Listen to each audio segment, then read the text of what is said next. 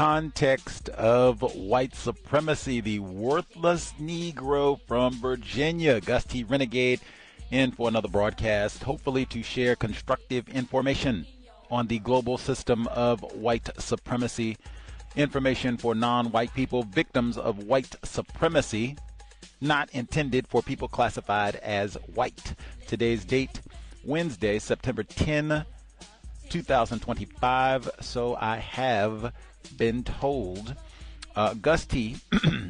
here in Seattle, I recommend non-white people read one book that was published during the current calendar year, 2025. Every victim of white supremacy should read one nonfiction book from the current calendar year every year until we get this here problem solved. Minimum. I have done my part, I think, for some years now since I've been recommending that. In both, we read a lot of nonfiction books like what we're reading right now in the Catherine Massey Book Club. And then we have lots of non-white authors on the program to discuss their writings and such. So hopefully we walk it better than we talk it. Another illustration, they have lots of, apparently Seattle is considered one of the more literate cities where they have lots of white people who read and go to the bookstore and buy books and just all of that. So they have tons of libraries that I've talked about before, institutions of white supremacy. And I've gone to Elliott Bay Books because they have lots of authors who come in to talk about frequently the system of white supremacy racism, which was the case today, Wednesday. So they had the author, Aaron Goings, there to discuss his book, Red Harbor, Radical Workers and Community Struggle in the Pacific Northwest.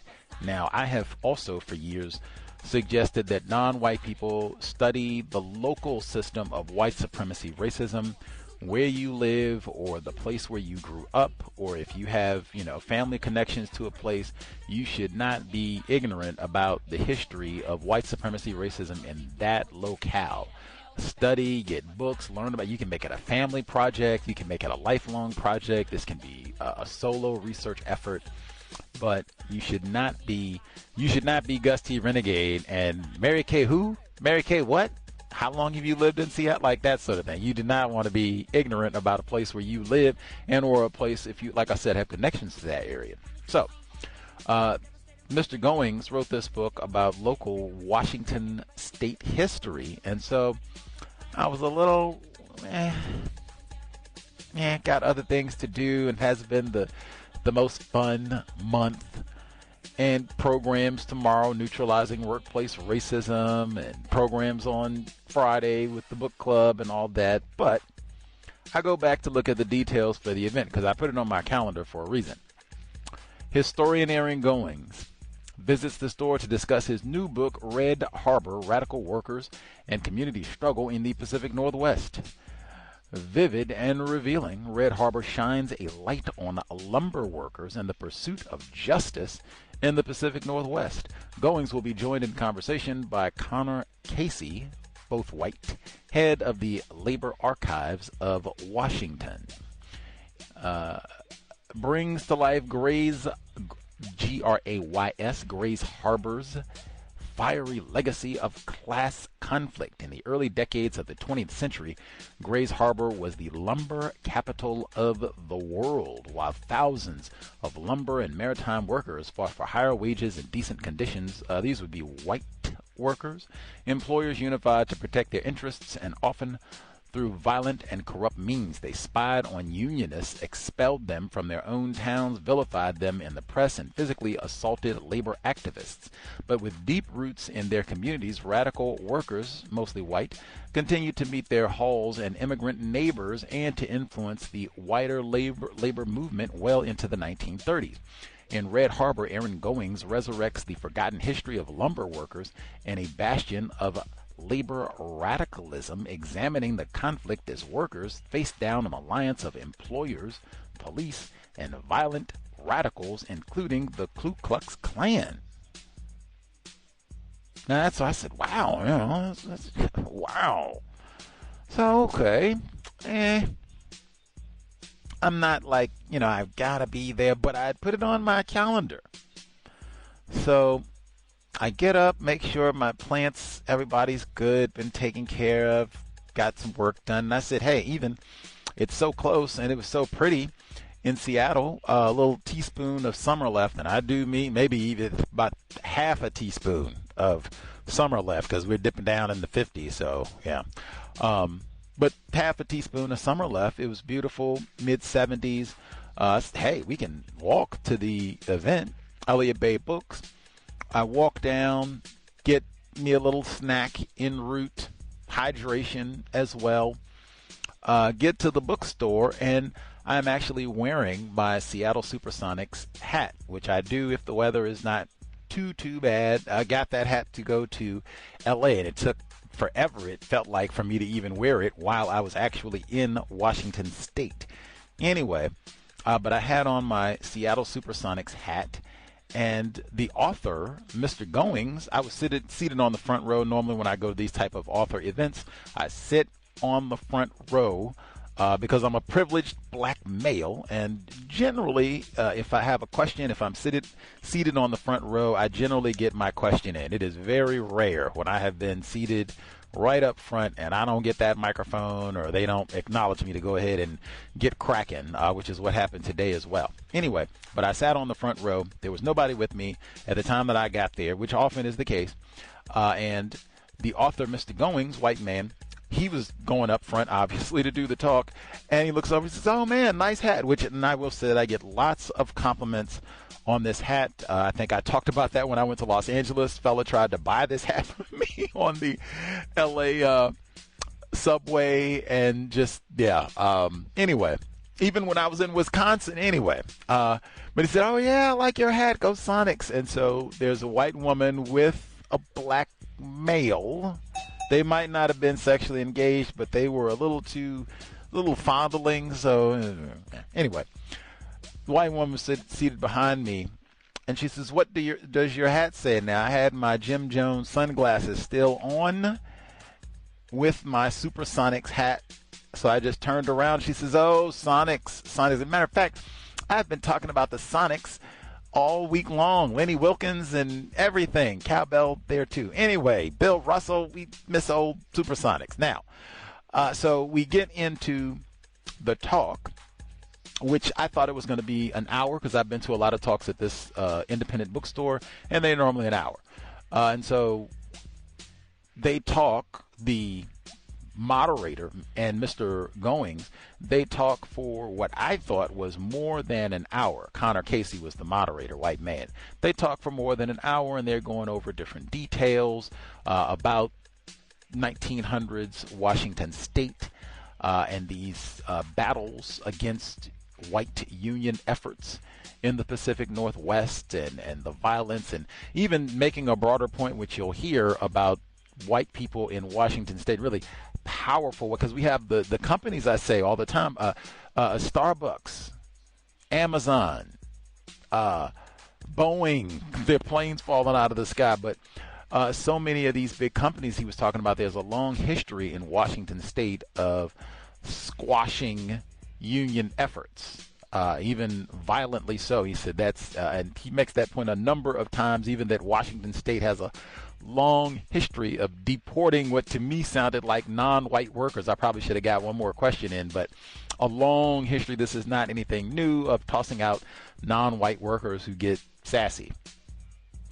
But anyway, so he goes through the talk, and so I had two questions that I was going to ask, because they went through this first portion of the talk and there was no mention of the Klan, and Mr. Casey, the moderator, he gets all the way to the end of his question asking, and then he brings up the Klan. Now, I thought that was interesting, because I know, as someone who does interviews, sometimes if I want to ask, do you engage in sexual activity with non-white people or something, where it might be, what did you ask me, coon? And bang, they hang up the phone and leave. Like, if it's something like that, might get people riled up, I might put that one at the end. Like, we don't want to start with that one. So I did think of that.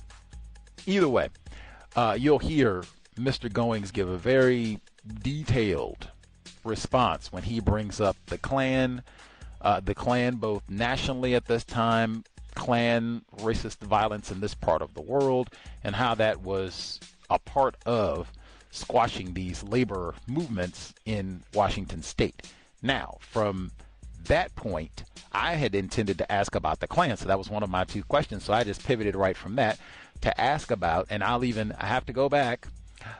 We here at the Cows, 16 years, so way back in 2023, Ancient History, we had Dr. Erica K. Jackson as a guest on the program.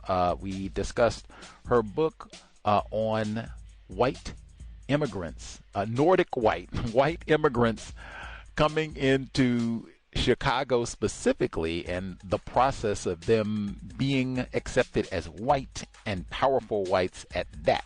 So that came to mind immediately because Finland is a part of that Nordic northern white area. And so the question that I asked, which you'll hear, were these Finnish people classified as white at this time, particularly given some of the information that you'll hear in this talk in the first part about how they were treated and all the rest of it. Wow. Wow. What a fascinating answer. Eugenics comes up and just wow. And it's even interesting because he mentioned the Chinese Exclusion Act of this time period, early 1900s. We've talked about that on the Cows, and I just brought that up to a non-white listener. I think they might have been on some ADOS or something. Some of these people who are not white, not black, or at least not born in the U.S. And I said, man, they had the Chinese Exclusion Act. Like, it really doesn't matter. Nigerian, Asian, Mongolian, like, get out of here. Foreign nigger, so you can be foreign nigger, get out of here, or you can be born here and we'll lynch you. Take a pick. Anyway, but he talked about all of that. I thought it was fascinating. In fact, as I said, it reminded me of that content that we had talked about before, and even the many times that we've talked about the widespread violence of 1919, because that's about the time period that they're talking about, mostly focused on in this book. But fascinating. Global system of white supremacy, racism, and then the local system. In fact, when I asked that question, one of the people in the audience, and he was a little tawny. I maybe should have asked him if he was white, but I was looking at biography, so I was not interested in talking to him. The talk was over, and I was, other things on my mind to do and all of that. And I just, I'm a black male. I'm not, back up off me, man. Back up off me. People don't talk to me normally. But he came up and he asked me a question, and even I was precise because I was not interested in I didn't even say to talk to the author after the event. And he said, you asked about the Klan, which is not true. You'll hear the moderator asked about the Klan. I was going to, but I asked specifically about if the Finnish immigrants were accepted as white, not about the Klan. But anyway, the person asked me, he said, were you knowledgeable, or do you know about the Klan history in Washington state? And I said, truthfully, no. This was Lynn, and again, this was why I said I'm going to go to the event. It's local history. White supremacy's got the Klan right there, so you can learn something about racism in Washington state. But said, man, I've been here for all these years. If someone came to me, even if it was a non-white person, say, hey, man, I'm a victim of racism. Been reading Neely Fuller Jr.'s work, and, I kind of force myself to listen to the Cows on occasion when I can tolerate you. Man, you give out some good suggestions sometimes about that local history thing. You know any books about Klan activity in Washington state? And I would have to sheepishly be like, nope. I said, matter of fact, wait a minute. I can pause and give one. I think we read some of this in sundown towns. James Lowen, he does talk about, because they do have sundown towns in Washington state. So I think some of it is there. But beyond that, like, man, there should be like whole books about the Klan activity in Washington state, much less racism in general. But I mean, hey, they do all of that, Emmett Till and Mississippi and, Alabama and all the rest. Like, whoa, the Klan was, and matter of fact, can I get 2 times for Jim Jones? Because I had already said I had my Jim Jones glasses on, which I did. But when he gets to the Klan section, he talks about the massive national system of white supremacy and how the massive influence that the KKK had. And he even emphasizes that it was not toothless, ignorant, illiterate white people in Appalachia, that it was powerful, wealthy white people, and that the Klan, in addition to all of their white supremacy, racism, and terrorist violence against black people, that they were also anti-union. Thus, you saw a lot of them Klan activity being used to bust up these unions, even unions that were with white people. Anyway, I thought all of that was very important, but like I said, that was why study local history. And when I spoke with that person after it was all over with, I did think, like, man, I do need to go and see, do they have books on Klan activity in Washington State? Do they have students who are studying that? I'm not sure if somebody called me on it like right now, like, how does that help us replace white supremacy with justice? I'm not sure it immediately does, although I do think we should definitely, we being victims of racism, I do think it's helpful for us to be aware of racist activity in the areas that we live.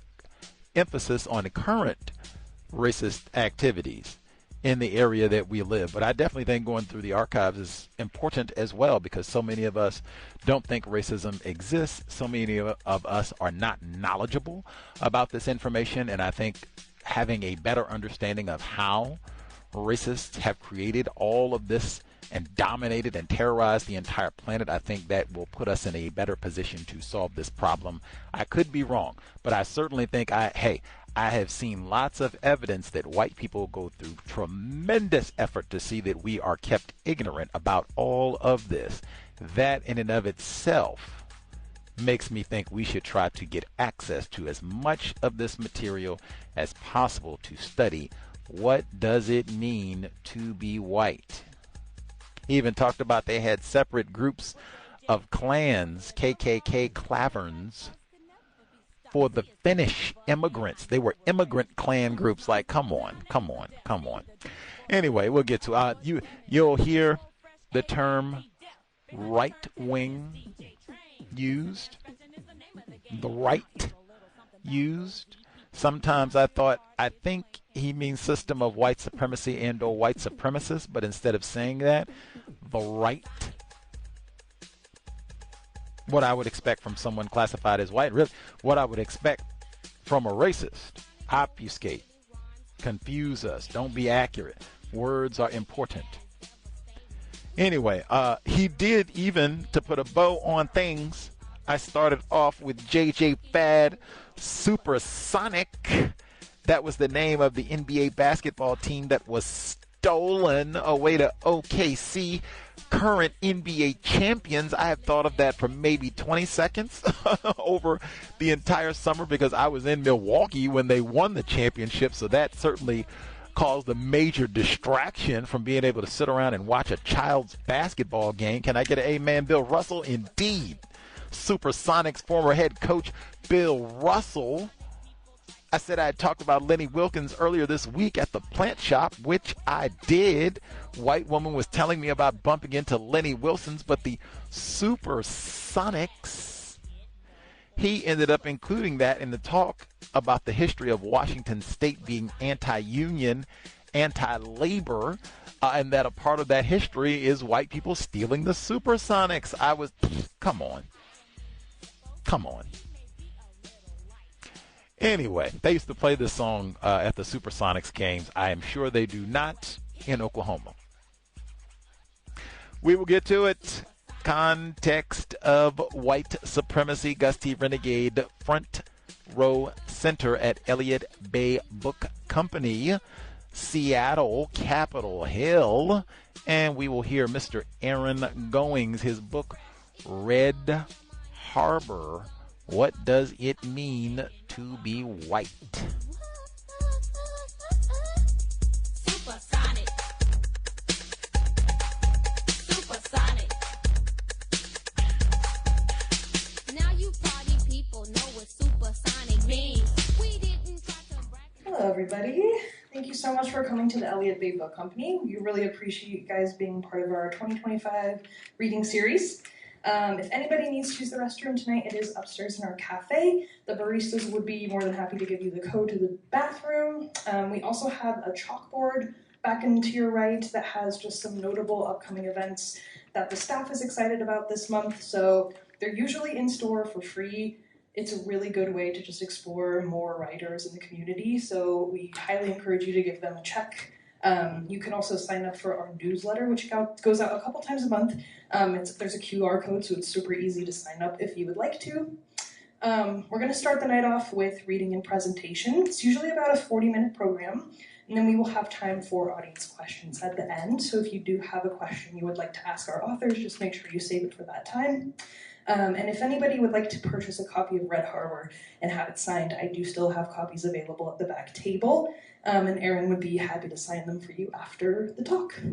So without further ado, Erin Goings is Professor of History at South Puget Sound Community College. His books include The Red Coast and Port of Missing Men, which is the winner of the 2021 Sally and Ken Owens Book Award from the Western History Association. Connor Casey is a historian, archivist, and labor advocate who leads the Labor Archives of Washington at the University of Washington Libraries. As a certified archivist with advanced degrees in U.S. history and library science, Connor has served multiple terms co-chairing the Society of American Archivists Labor Archives section, served on the SAA Council, and co-hosted the Society's podcast, Archives in Context. So please give it up for Erin and Connor.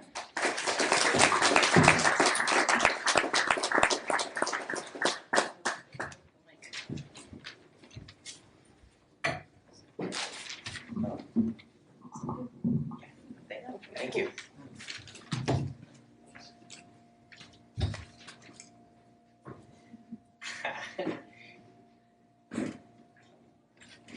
Hey everybody, thank you so much for coming. I'm Erin Goings, and really appreciate this. Really big thanks to Connor. Connor Casey, kind of the perfect person to have this conversation with as the the labor archivist for the Northwest's most important labor archives.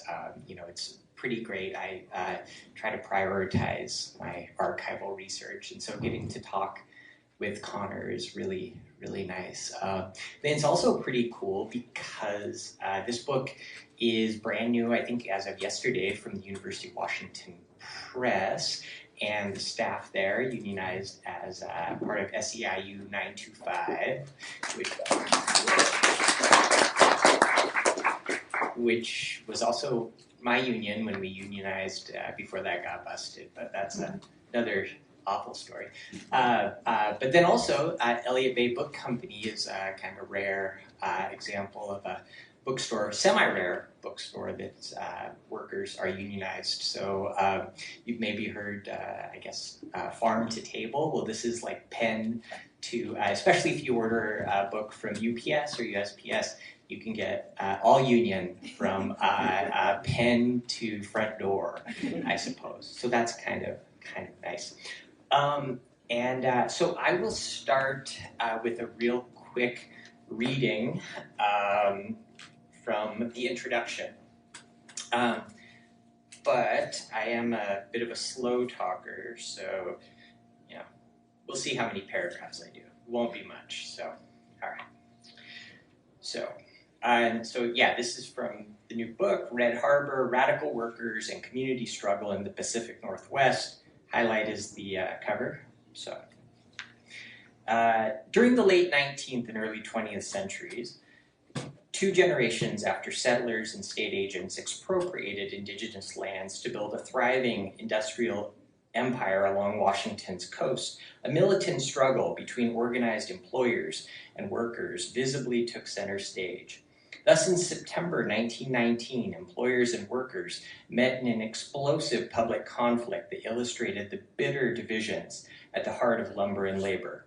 That month, members of the Radical Industrial Union, known as the Industrial Workers of the World, also the IWW or Wobblies, held one of their regular meetings in Aberdeen's cavernous Finnish Socialist Hall. For the previous 2 years, labor radicals across the Northwest had experienced crushing attacks by vigilantes, employers groups, police, and even the U.S. military. As in so many centers of labor radicalism, Grace Harbor's working class responded to that repression in part by organizing underground, preserving their movement for friendlier times, recognizing that most authorities and vigilantes were ignorant of the Finnish language and reticent to upset the region's largest immigrant group on the harbor. The Wobblies cloaked their movement within that of the socialist Red Finns, hosting cultural events along this group or using their hall. At that September 1919 meeting, a group of, quote, hooligans and gangsters that were drawn mostly from the American Legion planned to attend the meeting, quote, to arise up en masse and clean up with saps, end quote. Fortunately, the Aberdeen Wobblies avoided the fate that befell their fellow workers in Centralia 2 months later during the infamous Armistice Day tragedy, largely because of the advance warning given the workers and the show of strength they mobilized among the region's workers. After advertising the meeting, quote, solely word of mouth, end quote, Wobblies waited until the gang of Legion men arrived in the hall, puffed out their chests, and swaggered through the door before a continual stream of loggers and Finnish fellow workers joined them. The, quote, husky, grim-faced workers banked the gang on all sides, end quote, filling, here's another quote, the remaining seats and overflowed in the aisles, in the gallery, and out on the streets. Realizing that a trap had been set, the thugs, quote, former boisterous manner evolved into a respectful silence, a silence that remained until an IWW speaker heaped scorn upon the Legion men, calling them lick spittles and stool pigeons.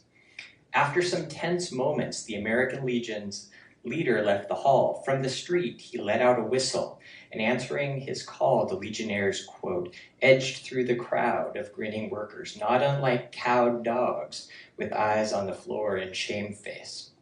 That doesn't really seem fair to dogs, but anyway, that's not in the book. It's parenthetical. The Wobblies recorded this incident, but they left little evidence of precisely who attended the meeting. Still, it's likely that the crowd included Jenny C.O.W.S, a Finnish-born worker and one of the most prominent radicals in Grays Harbor history. C.O.W.S was nearly always present and often up front in these years of conflict between labor and capital. The IWW had more progressive ideas about gender inclusion than most of the era's unions. Still, within the movement, she performed tasks commonly coded as women's work, including those often assigned to women's auxiliaries, serving food, making handicrafts, and fundraising.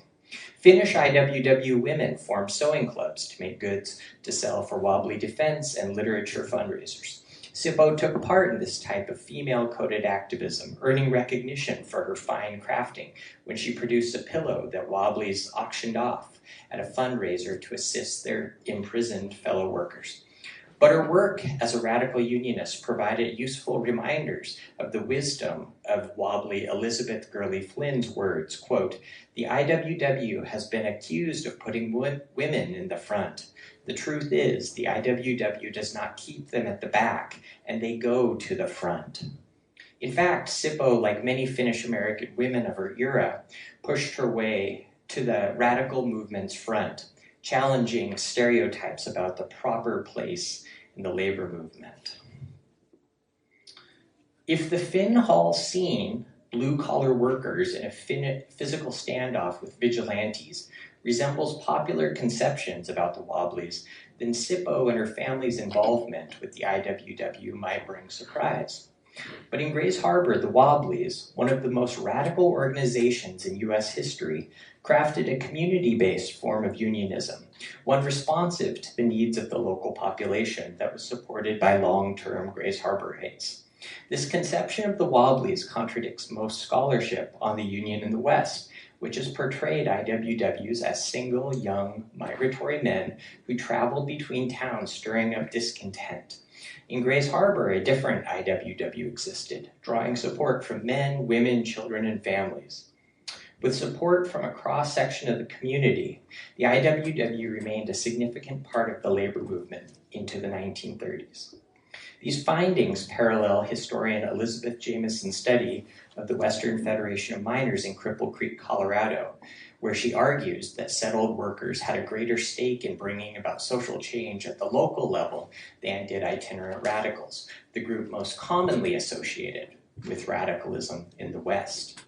However, Red Harbor extends Jameson's argument to the IWW, a revolutionary industrial union that has, at least in Western context, been portrayed as unusual and unpopular, a small group favored by social outcasts who lack connections to kin and community, and who withered under repression in the post-war years.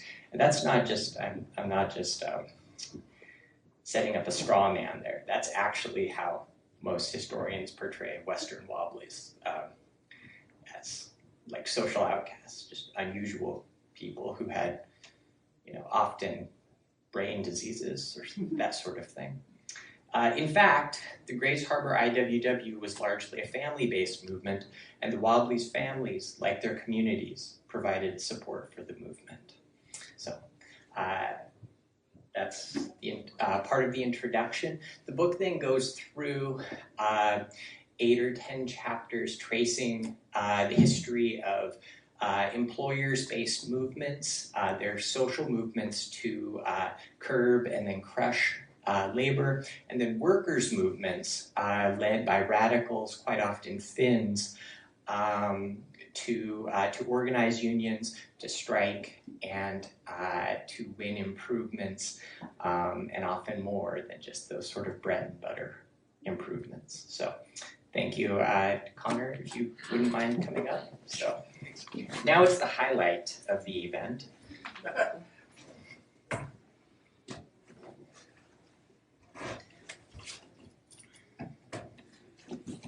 I hope you all forgive me my notes, but I was really taken with this book. It's a really significant contribution to regional labor history, and as well as the labor history of the U.S., and I wanted to make sure that I didn't forget to ask anything.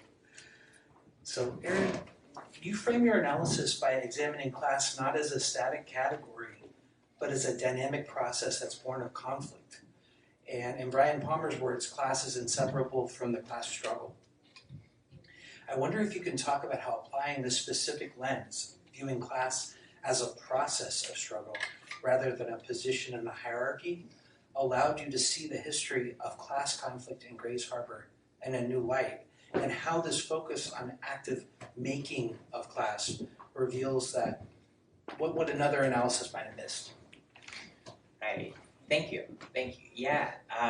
So this is a long history. Well, it's about a 4-decade long history of a single community, rather than looking at the entire U.S. or the entire Northwest. I look at a single community because it's a lot easier to see people, to see local organizations, to see unions and the like over time as they respond to each other, as they interact with one another, and as they take that position that they have, whether we're talking about employers, whether we're talking about employees or workers, as they respond to that position as workers or as employers, and interact with one another and develop their tactics, develop their strategies, develop their organizations over time. And I found that it's a lot easier, or maybe more fruitful, to stay in one area over time rather than jump around a region and then say, oh, here's an outbreak of radicalism. Oh, here in Spokane, here in San Francisco. Rather than that, I did what a lot of historians did in the 70s, 80s, and 90s, labor historians, which is to do a community labor study where you follow people over the course of several decades. I've mentioned this to Connor, and perhaps you probably already knew, but I always found it very strange that there aren't really any labor and community studies of these lumber towns in the Northwest. There are certainly many, many studies of loggers, et cetera, but you can really learn a lot by studying a community of workers, of employers, as they struggled for control of the community, control over political positions, control over community spaces. And that's something actually I highlight in the book quite a bit, this fight over community spaces, this fight over geography. Those who know about some Northwest labor history, maybe among the most famous events is this Centralia tragedy, or Armistice Day tragedy, November 11th, 1919, that I mentioned in my reading. And that's famous in part because it gets started as a American Legion and some other local employers raid an IWW hall, right, with the intent of beating them up, destroying their hall, which they ultimately did. I found it very useful to look at an area, a little bit north and west of there, in Grays Harbor, which in the towns of Aberdeen and Hoquiam, two of the largest, not now, of course, not now, but 100 years ago, two of the largest cities in the Northwest, that about a dozen times bosses and vigilantes attacked these IWW halls, just destroyed them, tore up their materials, and really terrorized the labor community. If any of you have ever been fired for political reasons or blacklisted or anything of that sort, you can imagine the feeling of terror for every time you organize, every time you start meeting and your hall gets raided, you get put on a blacklist, you get expelled from town. Well, that's the goings on in Grays Harbor 100 years ago. So, thanks. So this next question is sort of about, one of the things I love about your book is it busts some myths that are long-standing ones, and you alluded to the one about the kind of footloose, sort of individual wobbly. And the other myth that you mentioned in the book is the myth of the sort of individualistic, bootstrapping, sort of American exceptionalist timber lumber baron, right? And it's interesting to me because both of these kind of bust this Western U.S. myth that's sort of a cowboy individualism myth, and you're locating both of these in community. And I wonder if you could talk a little bit about what getting rid of that myth of individualism does, because it obscures us from understanding what the real structure was. Right. Thank you. Wow. Yeah. So again, to sort of interrogate the history of the lumber industry in the Pacific Northwest, or wider histories of the Northwest, almost any book written on the Northwest, sort of general textbook or history of timber, will talk about these supposedly individualistic lumbermen, the employers, the owners, that they were self-made men, and that they were these hard scrabble lot, and that they were always competing with each other. And that just didn't make any sense to me, because it sure seemed like they were hanging out with not people of other classes, and they certainly weren't sitting alone shooting their guns. They were hanging out up on the hill where other rich people lived. They were going to fancy churches. They were sending their kids to Stanford and UW, which, if you're from Grays Harbor, are both very fancy institutions, especially back then, and are very fancy institutions. But everything about their existence certainly seemed to suggest that they were collaborating, cooperating, colluding with one another to express their class interests, defend their class interests, and to suppress workers' movements as that group tried to organize. And through this all, there are these important members of the middle class. Again, another thing we hear about a lot in the U.S. is this, our huge middle class, our really robust and strong and active middle class. Well, okay, so if we take that, small business people and professionals, if we accept maybe they're members of the middle class, well, boy, oh boy, if you look at the history of lumber and labor, it's pretty clear which side they're on. and newspaper writers, of course, this is when, Seattle in 1910, 1920s would have had a dozen, maybe 20 newspapers. Aberdeen and Hopeland would have had a half dozen at any one time or another. And they're all, with the exception of the occasional labor paper, all essentially owned by directors of the Chamber of Commerce, friends of the lumbermen, friends of the large employers, and people who actually join in vigilante attacks on the IWW. So we really see this important place that writers, in particular journalists and newspaper editors, play in creating these narratives. This idea that lumbermen were these self-made men, that IWWs were these unusual outcasts who just showed up and caused trouble. Actually, that's maybe the most common myth and maybe the most common attack used against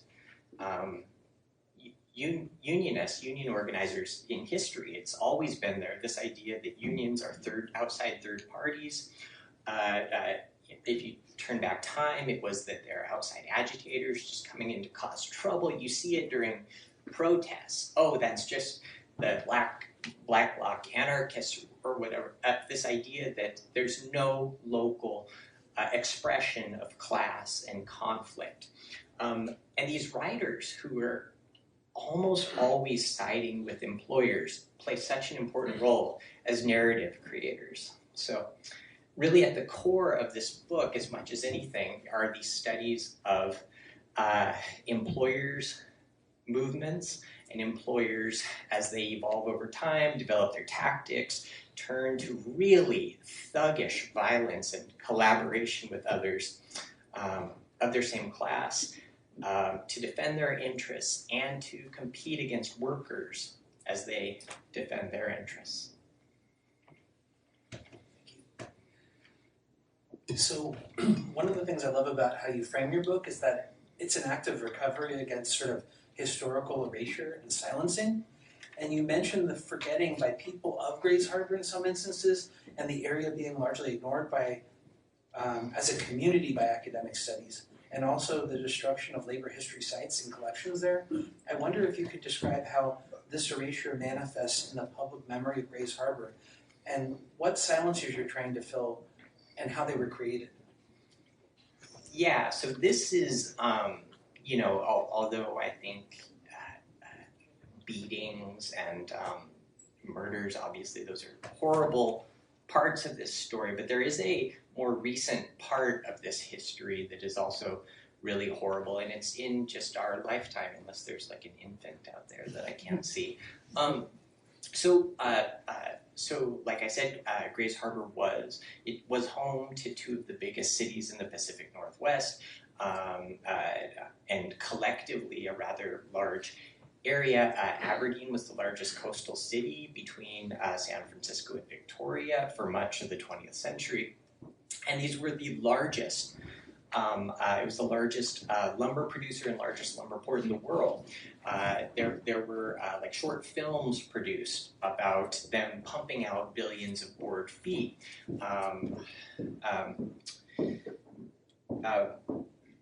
And this is also, these cities and the surrounding woods, these are really the centers of the labor left in the Pacific Northwest, along with Seattle, Spokane to some degree, Portland, sort of, and if you want to include Montana, I suppose Butte. But these are really the centers of the labor movement, and you can see that just by following the newspapers and looking at the way Wobblies and other radicals and other unionists talked about the area. Well, the real horror story happened in 2018 because the Aberdeen Museum burned down, taking with it almost all the archives. Only a couple years prior to that, the lumber workers had taken this massive collection of records and donated it to them, thinking, well, it's better there than at some hall that we're going to abandon? And why send it to Seattle to actually, where things would be protected? So it burned down, taking with it this incredible amount of history. So here in this center of Pacific Northwest history, an area that has really been much maligned, ignored, mistreated in all these ways. It is, and I don't think I'm out of line in saying this, very much a wet version of the Rust Belt. If you've been out there on your way to the beach or the peninsula or whatever, or live there, whatever, maybe visit. But the area has lost its materials, and no local history site, labor history site, has been commemorated, unlike essentially every other part of the Pacific Northwest, or many parts. So I come to Seattle, of course I'm overwhelmed by the size of the city, and it's this very impressive city, but also how cool is it that the University of Washington Press, History Link, all these other institutions are doing all this good work to commemorate and remember and analyze Seattle history. I have tried for many years to direct attention to another place where hundreds of thousands of people have lived over the years, maybe millions by this point, and where some of the biggest and most important parts of the Pacific Northwest history, especially labor and lumber, which was the biggest industry for decades, by far the biggest industry in the Pacific Northwest, certainly up through World War II, when war became, I guess, the biggest industry, one way or another. So that's been my real focus, is to try to recover and recenter this area. So, it has been really forgotten, and not only forgotten, burned and buried, which is a pretty wild situation. So, I feel like you did such a good job of answering this, so I hope it's not redundant, but I was just remembering your words. I think it was either in the intro or in one of your interviews. It says you were looking to return the impressive working class history to the center of the region's memory. And I guess one of the things, you touched on the significance. I guess one of the things I'm wondering is whether you could talk about how that community identity and the challenges today, how the harbors community shaped national and regional history. I mean, you kind of touched on that, but I feel like the interaction between the workers' movements, the unions, the way in which Gray's Harbor interacted with large-scale national or international unions like the Industrial Workers of the World, the Communist Party USA, the CIO, the LW. It's so fundamental to understand any of those histories, to understand this story.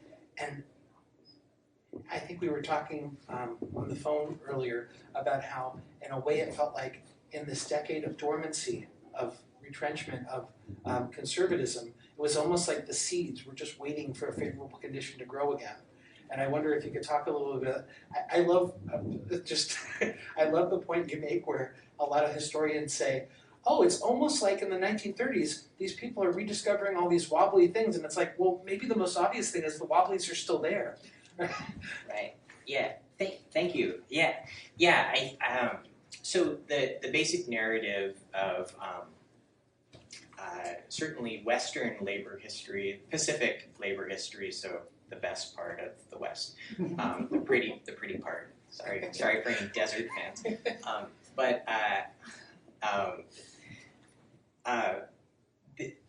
This basic narrative is that during the 1910s, there's a big upsurge of the labor left.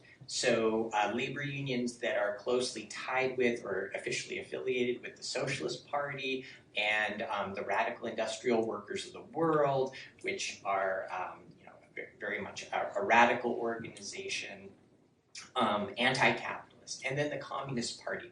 And then there's World War I, which has its biggest explosion of strikes, radicalism.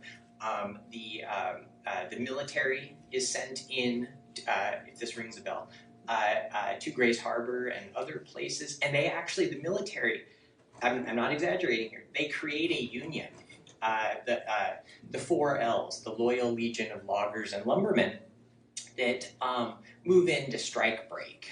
So it was a military company union. And then after that is the passage of criminal syndicalism legislation that made it illegal to be active in the IWW. That woman I mentioned at the beginning, Jenny Sippo, she's one of the many people who get arrested, jailed for that belonging to the IWW. Always kind of, I think certainly some people, it's shocking. Wait, what about the First Amendment? Well,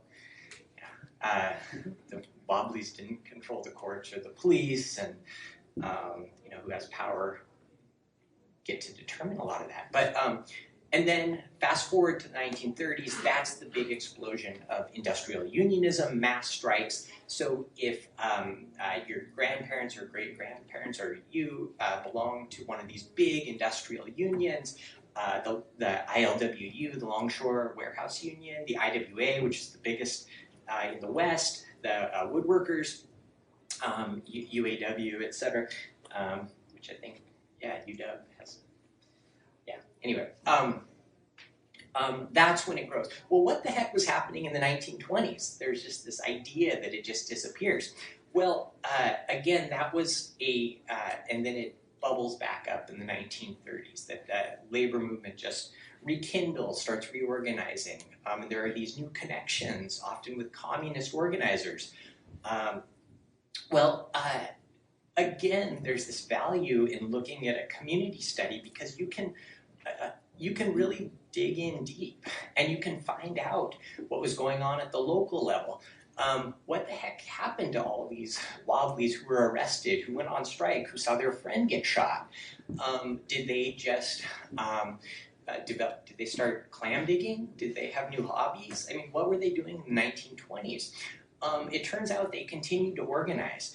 And often that organizing went on in halls through cultural and social activities, but they were still subscribing, hundreds and hundreds of them, to radical newspapers.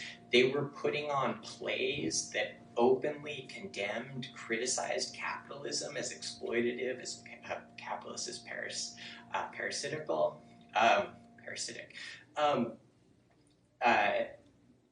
But all that is happening. So by looking at this center of the lumber industry, at this center of the labor movement over the course of a long period of time, you can really trace quite a bit about labor and radicalism, because it turns out there was still a lot going on even in this 1920s that is like the 2020s and 1980s so often seen as being the peak of right-wing success in the United States. So,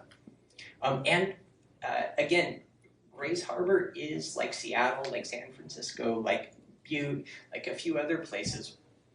And it can be hard to really wrap my head around this now, but it is this important center of labor activism and of the lumber industry. So I think it's important to restore it to its place. So. Thank you. So this one's about sources and archives. Oh, boy. I was eventually going to get around to that. So I love how your book brings to light many stories that people thought were lost, and a huge part of that is thanks to some amazing sources that you work with. You explicitly note that the words of Finnish workers were, quote, missing from nearly all studies on the subject. Could you take us inside that research project? Where did you visit? How did you translate? How did you find these incredible Finnish language sources that had never been used before by people who had looked at the same subject, knew that they were sources, were in the same archives and repositories? Nobody bothered to read them or translate them. And this is how you uncover this amazing Finnish community that's there the whole time. Right. And thank you. Yeah, so this is, I kind of as Connor was saying that, my brain went through that decade of travel and thinking my way through that project. The reality is, although they, maybe one has never even thought of Finns as an important group. I guess they joined NATO, so they were in the news. The country of Finland, they were in the news, but people don't exactly think about them. They're a relatively small immigrant group when you compare them to other European immigrant groups who came in large numbers after 1890, like Italians, like Polish people, etc. They are a small group who often get ignored and not really centered. Well, turns out people have long known that they were the largest immigrant group in the Socialist Party, in many segments of the Communist Party, and of the IWW, this radical industrial union. They had daily newspapers. They had one in Astoria. They had all these daily newspapers. Again, this study of the IWW, the study of any labor left in the Northwest and the Pacific Coast in general, with the exception of a few like self-published things and like magazines, have just ignored it, like it didn't exist. And a few of you have heard me say this before, and I apologize for, but it's sort of like studying the farm workers movement and not looking at Spanish language materials. Like that wouldn't be acceptable. I assume that would, or anarchists in the early 1900s and not learning or not caring about Italian. So I have no connection to Finland or Finns or any Northern European group. I'm sure I never would have cared about that except for this fact. And I thought that there was such a missing piece of this story because they're the largest group. And I had seen random references to their halls, to their activities, and in newspapers there would always be bosses saying we need to blacklist the Finns, or we need to create literacy tests, or blah blah. So my spouse is here. Sorry about this. So we moved to Finland twice, back and forth. I had a job at a university for a while, and then I had this great experience. I got a Fulbright to a Finnish research university, and then a few years later, I got a 2-year so-called senior fellowship at another research university. So I was at I got to be at a research institution, research university for 3 years total, and it was just like this incredible experience. And so I started gathering. I started studying Finnish, started learning to read Finnish, gathering sources, thousands and thousands of sources, and then made friends with people who were similar-ish politics, who could actually translate it perfectly, so they weren't like doing my hack job.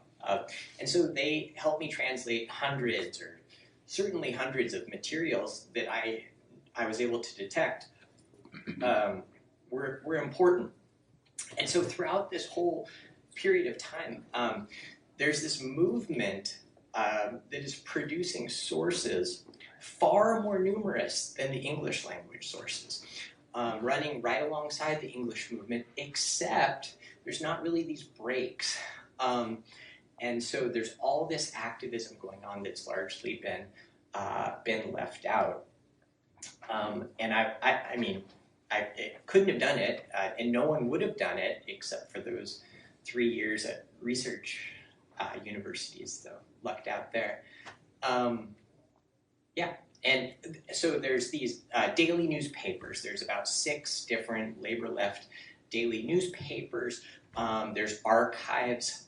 And the last anecdote I'll have here is that as Finnish American groups, as that first and second generation began to die off in the 60s, 70s, and 80s, there were all these Finnish, the labor left historians, and they traveled to the U.S., and before those materials got thrown in the garbage, they collected them and they shipped them back to Finland.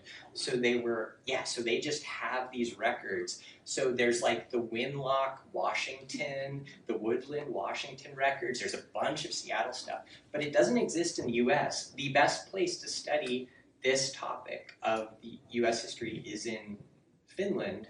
The University of Minnesota has some other places, but so there's just, I don't know, hundreds of thousands of these documents, and 25% are about the Northwest, because there were so many Finns here, so that was an important part of the story. Thank you. How are we doing on time? I have two questions, but I really, really want to ask one of them. I want to ask both of them, but if I can only do one. Are we doing okay? Cool. Okay, thank you. So your work, this book, well, actually, all of these books, all three of these books, feel uniquely grounded and innovative. I think partly because of your personal history. You grew up in Aberdeen, your family worked in mills, and you've mentioned that this background gave you a first-hand view of what you mentioned was the dictatorship of industry and sympathy for figures like William Dole and another work that you did, Port of Missing Men. Red Harbor seems to be the culmination of this 20-year project to ensure that the working people of Southwest Washington, and your words, are remembered as human beings rather than ridiculous caricatures.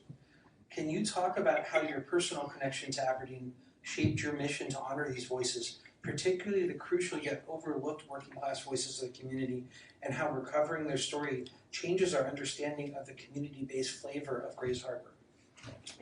Wow, that was a good question. Yes, those are really good. I should snag those. Work them into something I write. It's AI. Anyway, Aaron's intelligent. So I am. I'm from Grays Harbor. Go Chokers. That's the Grays Harbor College mascot. So they have not like this, like logging chokers. It'd be pretty wild if it was the other thing. Yeah. So, and if you can't tell from the gray hair, I'm 45, and my whole life has been, a lot of your lives have been during this this time of the decline of the official labor movement. I guess that starts earlier, but certainly since the early 1980s, the Reagan Revolution, et cetera, et cetera, et cetera, and also the real the decline of the lumber industry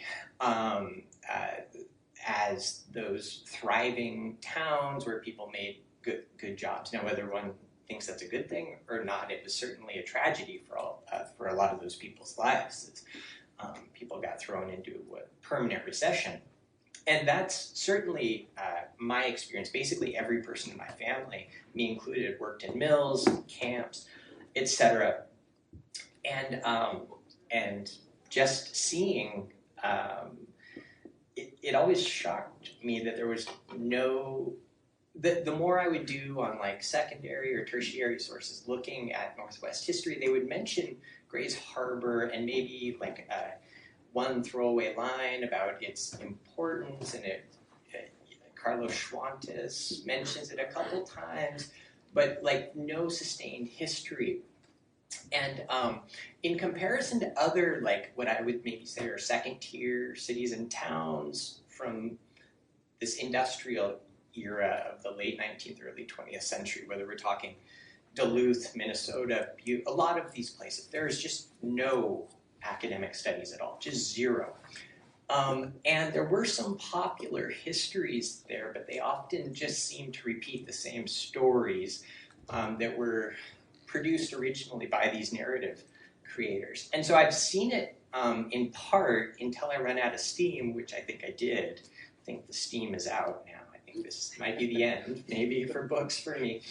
But I wanted to get this story out, and I wanted to do it with the University of Washington Press, which is probably the highlight of whatever sort of a career I have, because it means that a book about an area, or I guess books about an area that have been largely left behind, that have had all these tragedies of one sort or another, industrial decline, permanent recession, long-term unemployment, the end of industry, the replacement of that with the incarceration, with prisons all over the Olympic Peninsula, that there were these stories and they were going to disappear, and then they burned up. And I really wanted that to be, something that was part of the Northwest literature beyond what it had been. And so, so thanks for letting me highlight that. So, yeah. Okay, so this one's a little bit unfair because I feel like this happens sometimes when you're a historian. People also ask you stuff about the present, but the reason why we study history is theoretically so we can be informed by it, right? So, totally unrelatable, but in your book you describe a system where elites acted with impunity, using structural power, the media, financial system, vigilante and extra-legal violence, as well as institutional and state violence to maintain control. Nothing like what's happening today. So this feels like a direct mirror to our current political moment.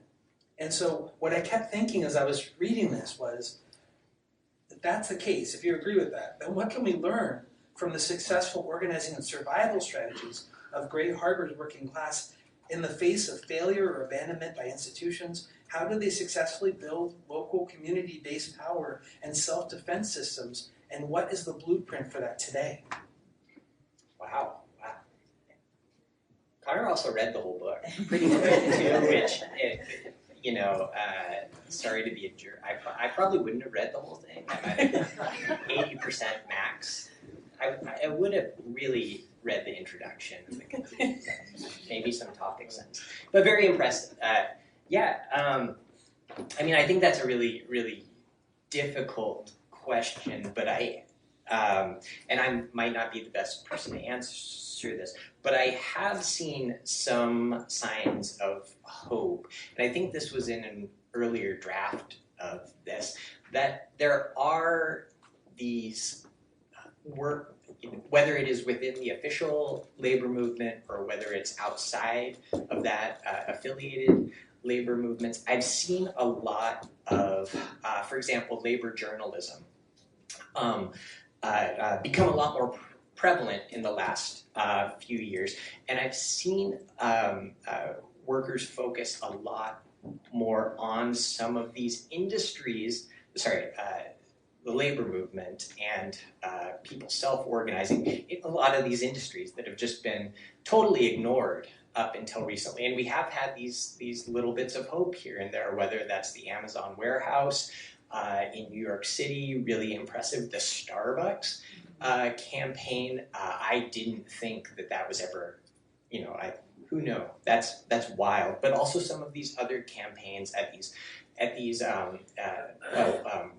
Microsoft, organizing Microsoft workers. And it is interesting how central anti-unionism is here in the Pacific Northwest. We have this idea that the Northwest is this very progressive, even left place. But boy, oh boy, the companies that are here, the bosses that are based here, are probably the world's most notorious union busters in the last 20 or so years. Bezos, Howard Schultz, who stole the Sonics too, participated in stealing them. Bill Gates, et cetera, et cetera. So we also have this nasty history of anti-unionism. And I do think there are a lot of these community-based campaigns where workers and unionists and outside of the workplace people are organizing much more publicly. They are putting resources into things like labor journalism and just, push, really, I think allowing young organizers to take a central role in all this. And focusing attention on these things, on these industries that had largely been left out. If we turn back time to a century ago, the official labor movement basically refused to organize the lumber industry. They wanted nothing to do with these grotesque creatures in the woods and these almost entirely immigrant groups in the sawmills. And so although this is the largest industry in the Pacific Northwest for decades, there's no real American Federation of Labor official unionism here in the lumber industry.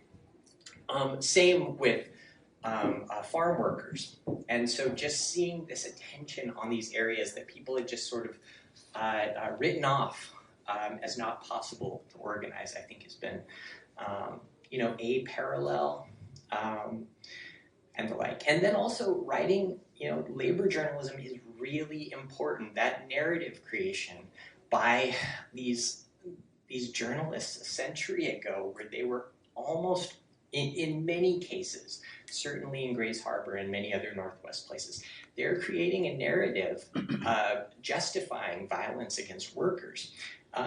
And just in the last few years, seeing this rise in labor journalism from what's going on with Jacobin, but Kim Kelly might be the best at that. Maybe she actually blurbed this book, which I can't believe happened.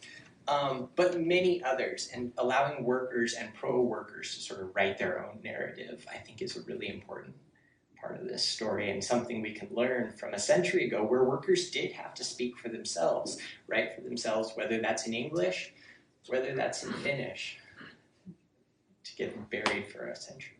Yeah, all right. I had one little note about one other question I wanted to ask you about, because I feel like probably if people were attracted and were interested in coming to this event, they might know about this, but you were mentioning like this interesting thing, we have this perception about the Northwest as being so progressive, but then these employers countervail that, right? And then the story of Grays Harbor, you're talking about the organized employers and how they're willing to use state violence and all this other stuff. The other thing I feel like is sometimes forgotten in our whole collective memory in the Northwest is the resurgent KKK that happens in the 20s. And it happens nationwide, and it's not in the South, it's in Indiana, centered there. Okay. And there's a huge resurgence in Washington State, and Grays Harbor even has a Klan-affiliated mayor. Yeah. And I wonder if you could talk about, because people don't often realize that this was such a pernicious thing that happened here, too. Right. Yeah, thank you. Yeah, so this book started as my dissertation that I finished 100 years ago, and one of the things that I added is this chapter on on right-wing organizing in the 1920s. There was always stuff about workers organizing, but the Ku Klux Klan in the 1920s is in many places a big organization, thousands strong, with localities all over the place, control governments in Oregon and beyond, elect mayors, elect others, with a campaign of racism, anti-Semitism, anti-Catholicism, anti-radicalism, just big, overall bigotry, and they're able to get that big and don't face the kind of persecution that other groups that we see as being outside the norm, because in many places, including Grays Harbor, they are led by business people. They're not led by these hillbillies out, drinking moonshine up in Wainuchi and hump tulips. They are the dentists. I've had many bad experiences with dentists.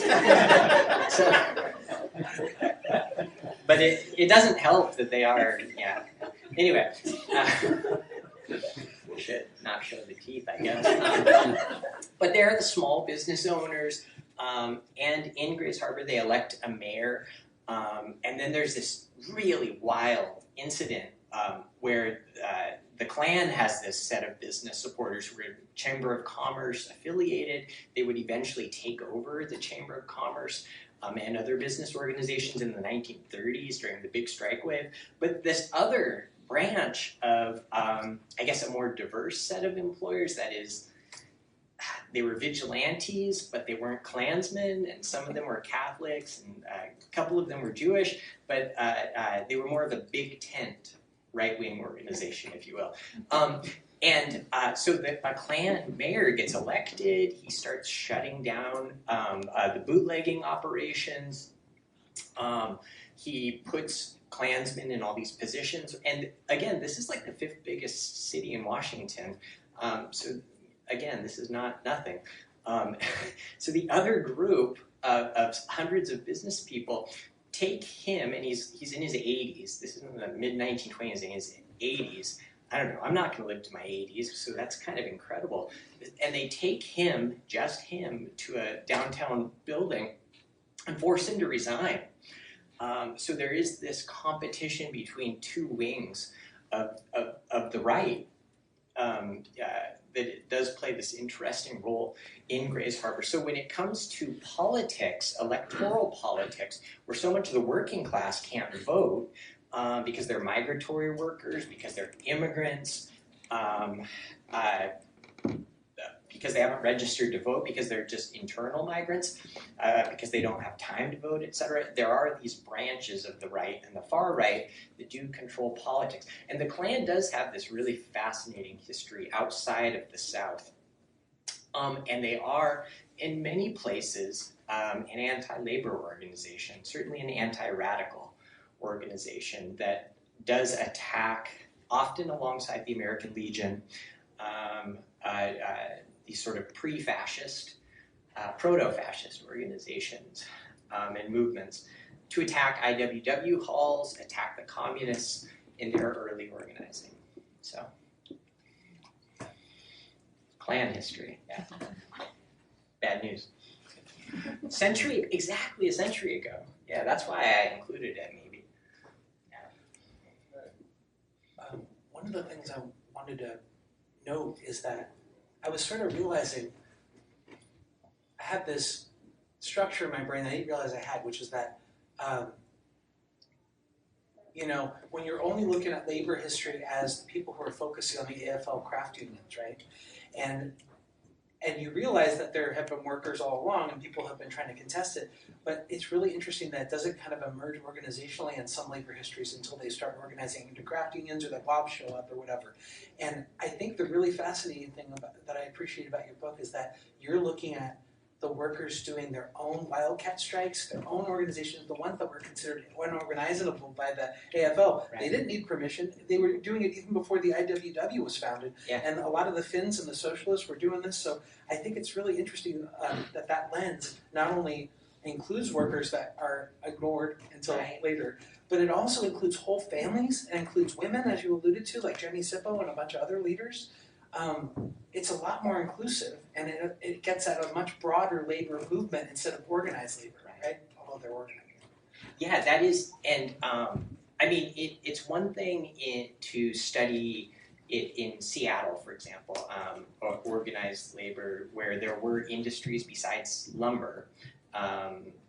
Lumber was important, but it wasn't the only industry. So outside of Seattle, and many of these, all over the Northwest, there were these lumber towns. And there weren't any lumber unions, so any focus on institutional labor history that looks at the clerks union, all 6 members, or the plumbers, 20 members, the carpenters, 100, whatever. But you're talking about like 1 or 2%. You're totally ignoring women, or maybe there's a few laundry workers who fortunately organized, so when their arms got ripped off in the machines, they could have some sort of a pension or something. But you are, by not focusing beyond institutional unions, if you're looking at Northwest history in the early 20th century, especially in lumber towns, you're looking at a tiny minority. You're excluding the working class, and it's a labor history only in the most narrow sense. It's not a working class history, which is what I strive for. So, yeah. Should we turn it over, or how are we doing? Is it time? Should we stop talking and allow the audience to ask questions now? Because I'll just keep going. Okay. Can we? Yeah. Should we start taking questions? Okay. Great presentation. I guess related to the question about the Klan activity, Yeah. when you were talking about the Finnish immigrants during this time period, and part of the Klan was the populism and anti-immigrant sentiment, which is very common now. Were the Finns, I guess, two parts. One, that's kind of the Nordic part of Europe, where they would normally be at the higher spectrum of people classified as white. But what you were talking about, especially when you said the literacy test, that sounds like they're maybe not white. And for many immigrants at this time period, they were not immediately accepted as white. So the Finns, were they white or not at this time? Yeah, that's thank you. Yeah, the Finns are this unusual group because they're Northern European, but it's not part of Scandinavia, and they don't speak a Nordic language, and they immigrate later. There's a few early Finns who come before 1890 when the Swedes and the Norwegians come, and the Danes. So those groups come all throughout the Northwest, and they establish themselves in these settler days, establish these organizations, and they have so much power in so many Northwest cities and towns compared with later immigrants. The Finns actually, so they come about later, and they do occupy this sort of in-between position where they actually, there's all this social science literature that refers to them as, they use strange, like, old school eugenics terms, like Homo mongolicus. So they often get classified as being Asian immigrants, and actually Finns are the only European group that are actually denied entry by an American judge, or not denied entry, they are up for deportation as a result of the Chinese Exclusion Act. So they are treated very, very differently. Now, it's a very complicated story, though, because in Astoria, which had the largest Finnish population, they have these leftist Finns, but they also have some of these older, church Finns. And they often own businesses and the like. And in Astoria, there are first and second generation Finns who joined the Ku Klux Klan and are a part of that world as well. So I think it is complicated. And I can't remember the name, but the Klan had specific branches for white immigrants. And so, there's Linda Gordon has a very good popular history book on the second Ku Klux Klan in the 1920s. And then my second favorite historian, I don't know, I guess you're my favorite. His name is Chad Pearson. Works at North Texas, and right now he's writing a history of Klan terrorism. Like he wrote a book called Capitol's Terrorists a few years ago about all the different ways that employers use terrorism to attack workers, and he's doing one for the 1920s as well. So, yeah. Sorry. I think your hand might have been up first. Oh, great.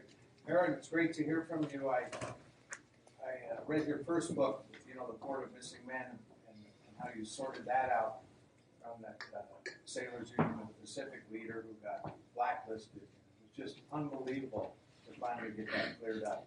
And then I went on the internet. It seemed like we were working in Lacey, then you were in Uppsala. I kept trying to find what college you were at, and then I got here. So that's cool. Yeah, I mean, it changed. I have two questions. First one is, and I don't know do you cover in your book the friction between anarcho-syndicalists, IWW, and Marxists? Because it's a real thing, and has been a real thing. Spanish, you talk about leftists, they're all one, and not necessarily, right? And I know the first convention of the ILW, 1938, was Aberdeen Hogan. And I always wondered, right? I come from a maritime background. You know what I think? I think it was a kind of a compromise from the Communist Party, San Francisco group, and he's wobbly, and they're like, hey man, we're strong, right? And Reagan. So that always fascinates me. I just want to know if you cover it in the book, and because it's a big discussion. Last thing, as a worker with 40 years working on the waterfront, and I've dealt with Finns and the international labor movement. They're just so great, by the way.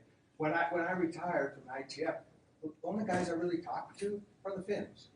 You know, they're solid. There's something about being from the Northwest and being from Finland. There's still a connection. So my question is, it's very difficult for a worker who's not academic to write about our history. Is there a school, college, for that? Because it seems like it all has to go through, no offense, the academians. Yeah. And they speak a different language or something. But so 2 questions. Do you write about the conflict between anarcho-syndicalists and Marxists down there and everywhere? And how does workers put our history together? Yeah, good. I bet this. Okay, I'll turn to you in a second if that's okay. Sure. Because the IWW. I usually look at it as in the 1970s. This historian, last name Conlin, said that there were many IWWs, and he doesn't mean that there's a lot of them. What he was saying was that there's different groups within it. There's the anarcho-syndicalists, there's the socialists, there's militant. But yeah, as an institution, and in many places, they are this revolutionary syndicalist group that really puts political and social change in the hands of workers and doesn't prioritize or privilege politicians and that sort of thing. So I do talk about it a little bit. There's more in the dissertation on it, this conflict between the emerging Communist Party and the IWW, but this thing's already so long that I think it was one of those things that I cut. But sorry, I pointed. It's in there. You put it in there. Oh yeah, you talk about this. See, somebody read the book. It wasn't me. He goes into a lot of detail. It's a great blow-by-blow thing about like how there was a split within. Yeah, it's good. Okay, I'll read that book too then. Thank you.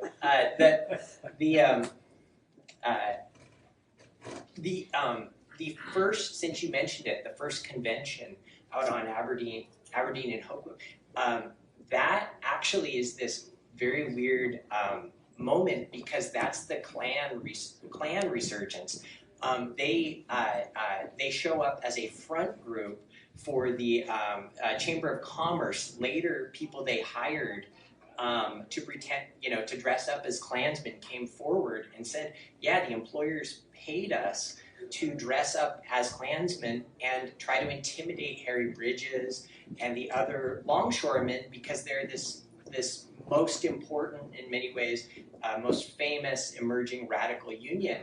And they're meeting in Grace Harbor. So the Klan organizes and tries to harass them, and Harry Bridges gives this speech about the Klan in Grace Harbor. So that's kind of fascinating.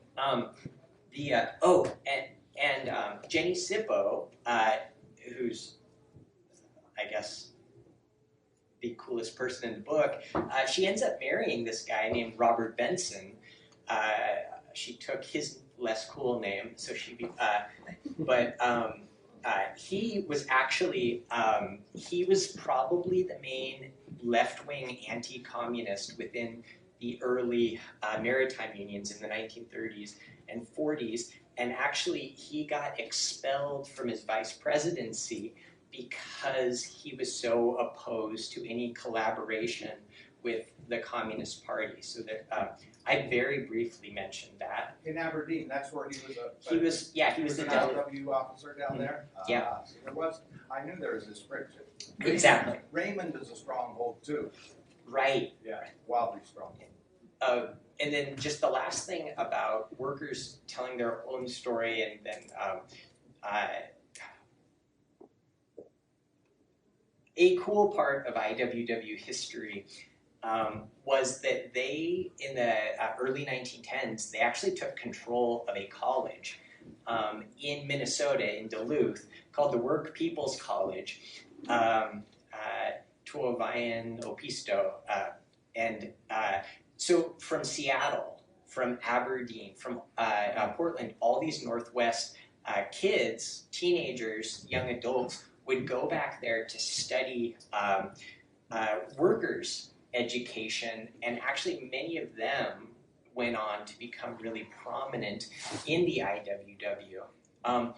In terms of workers telling their own story, I think Connor might be the best person to talk about this, but I think oral histories, and then also, working, I don't know much about the process, but I've worked with my dad, and I've struggled to try to have him tell his story and the like. But I think workers telling their own story is something that absolutely has to happen, because otherwise you get eggheads, etc., interpreting things often from anti-labor sources. My little moving around the Northwest, that was not really voluntary. So, but would you mind talking more about that? Yeah, thank you. I really appreciate you mentioning oral history and the value of that. Well, one thing is, if you wanted to work on a project, the Labor Archives often partners with unions or different organizations to try to do oral history projects around certain topical areas. So we've done that with the pensioners of the ILWU, the Longshore Union. I'm actually interested. Right. Oh, yeah. Well, sometimes it's just about lining the people up. Like, I'm going down to San Francisco next week, and we're just going to interview a bunch of people in a hotel room and bring the tapes back. Yeah, we could. I've worked with Harvey. Oh, yeah? Oh, cool. I'm sorry if I don't recognize you. I'm sure we've met before. I've done it. I've been in your research area. It's intimidating, right, for an able-bodied. Yes. Yeah. You can only write stuff down. You can't. It's just rough. Yeah, I understand. It can be. I was at a pensioner meeting for the Longshore, and one of the people was yelling at me, and she said, "We should have access to our records all the time, 24/7." And I said, "Yeah, you should. I agree." And she seemed surprised, but one of the nice things about the University of Washington Special Collections and the Labor Archives is that we're now offering remote research appointments, so you could Zoom in and check out records remotely, which is a really nice service to have. But I understand how it could be intimidating, especially the first time to go into an academic where you kind of feel observed and you're not sure if you're going to have to wear white gloves and you have to register. One thing to know is that everybody really does welcome you. And the other thing is, I'm hoping to start to organize research cohorts so people feel welcome, and I can teach people how to look for stuff, and then we all come in and do research on a project together. And so then we start to scale up. Once you do it a couple times, everybody's so friendly at Special Collections that I think it won't be intimidating after that. But the other thing is, I would I agree with you that it's really important for working people to tell their history in their own voices. And one area where you might consider delivering or workshopping is the Pacific Northwest Labor History Association. It's a really cool organization. I thought it kind of died out a little bit. Maybe not. It's not as active as it was, but we have a conference every other year. And you might be familiar, but the thing I love about it is you'll have academics presenting alongside people that are part of the labor movement, officers, rank and file members, telling their own stories. And I think it's a great place to get feedback when you're working on stuff. People will help you workshop it. You can also get it out. And then I think that the people who are more on the academic side of things would be super interested in the research that's done by people from that labor. Yeah. Thanks for that question. Here's your business card. Oh, yeah. They still have those. I don't know anymore. Yeah, and if you want, we could set up a research appointment. And I don't want to take up any more time. Thank you. Yeah, sure. Yes, please. Yeah, so I was intrigued this morning when I was waiting to go to my dental appointment because I was early, and so I stopped into Elliott Bay, and I saw that there was this book talk this evening, and I was especially intrigued or drawn because you're a community college faculty, as am I. Teach in the English department at Green River College. And so one of the things that I've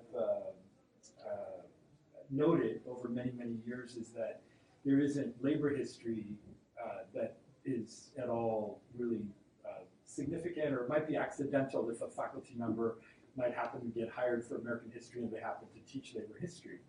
And so I guess, so I have a couple of questions, right? One is that what is your experience in teaching labor history at the community college level in particular? And I know you've been at other institutions as well, so I don't know how long you've been in the community college system or what your future in the community college system might be. The second thing is that some of my organizing has been around, well, many, many things, but most recently around ethnic studies and American Indian studies. And so one of the things I was noting as you were describing your unique approach for community-based labor studies is that when we talk about ethnic studies and American Indian studies, it very much, the community is the unit, right, of analysis. And so I'm also aware that ethnic studies, American Indian studies doesn't necessarily focus on labor, and I'm also invested in making sure that that intersection is also explored, both at the level of maybe curriculum development, but also at the level of student engagement around community research. So if you could just talk maybe, I guess, about the location of a community college and what the scope is around labor history and perhaps intersections with ethnic studies and American Indian studies. Thank you. Yeah. So I worked at St. Martin's for like 15 years, St. Dracula's down Olympia area. And last year I was hired at Peninsula College in Port Angeles, which I think is probably it's so pretty, it should be something. It's, whoo, if you've ever been up there, it's probably the prettiest, it's one of the prettiest campuses. But I'm from further south, and so I got hired at South Puget Sound Community College, so I start there. So I've only, and then I taught at TCC for a year at Tacoma Community College. So in a couple pieces at Peninsula College, they had, somebody left an old catalog in my, course catalog in my office, and there was an American labor history class that poof, disappeared. So it got wiped out. So it doesn't exist anymore. It would have been really nice, but, and it doesn't exist at SPSCC. I don't know where it does exist, but I taught labor history a couple times, three or four times, just as a standalone class, to an almost entirely working class student body, and it was just an incredible experience, getting students to talk about their working class experience, their parents' working class experience, because they weren't rich kids, and so I would like to put down some roots now and start teaching it again. And they, as you probably know, a lot of these community colleges, they have the non-credit classes, often at night or in the weekend. And so I think I will, for whatever they pay, $50 per class, but it would be really fun.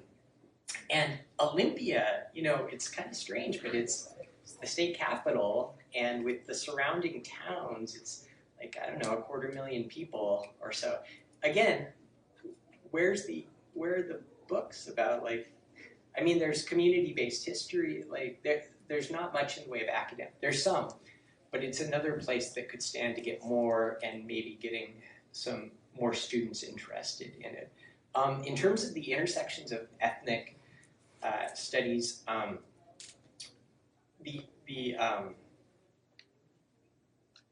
I think that has been something in labor history that people have been really good at for a long time. Less with Native American studies, but there are a few historians who are, and I'm not an expert on that, but the one person who wrote about the IWW and indigenous workers, or there's a few, but Colleen O'Neill is one who immediately comes to mind, and then there's Andrew Parnaby, who's wrote about dock workers in British Columbia, and there's a chapter on the first IWW local in Vancouver, which was organized largely by First Nations people in British Columbia. And so, I will say immigrant workers, immigrant organizing is at the absolute center of this book. And if it seems like I sort of have hostility towards employers, well, I do. But it seems like about every couple of months, one immigrant group or striker group is getting expelled from town. It happens over and over again. Whether it's the Chinese, the Filipinos, the Greeks, the Finns, the radicals, the Wobblies. I mean, it happens over and over again, and these drive-out campaigns by employers against diverse radicals, but also against immigrant groups who come there, who do work, and then the second they start to organize, the second they talk back, they get put in a train car and sent out.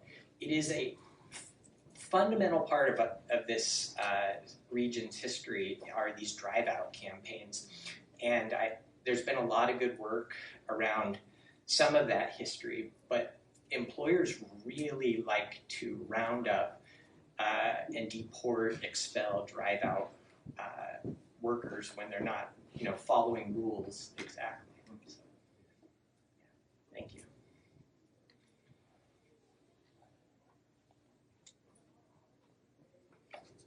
On that point, I think it's really interesting how you note how they'll do these broad-based stereotypes about the group.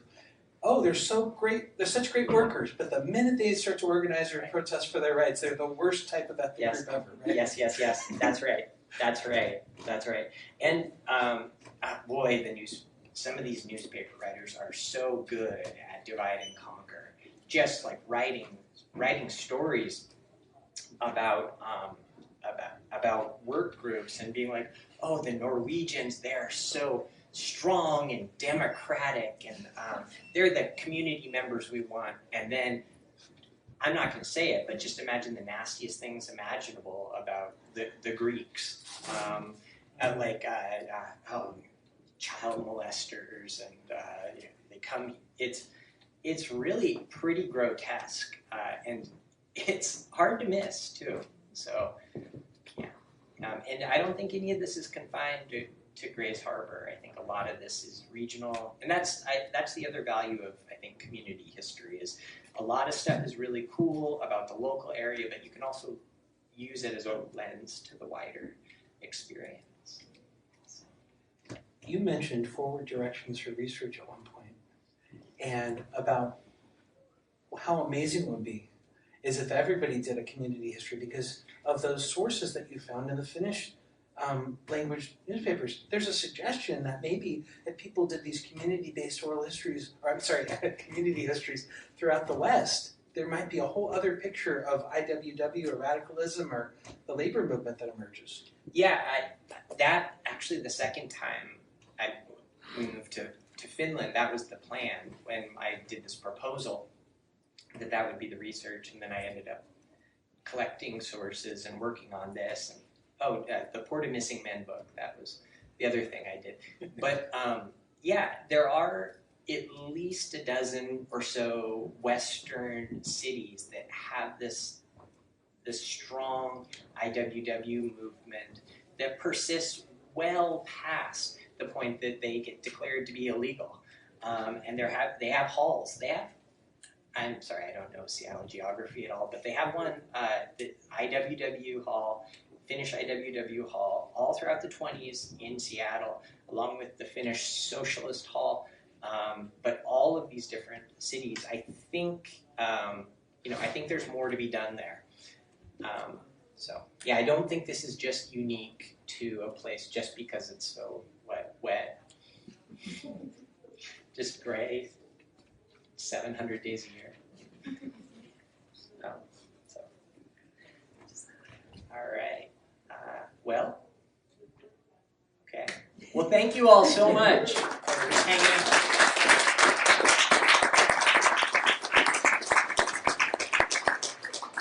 Nigga, you so brainwashed.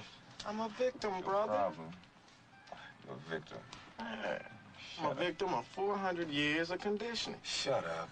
The man has programmed my conditioning. Even my conditioning has been conditioned.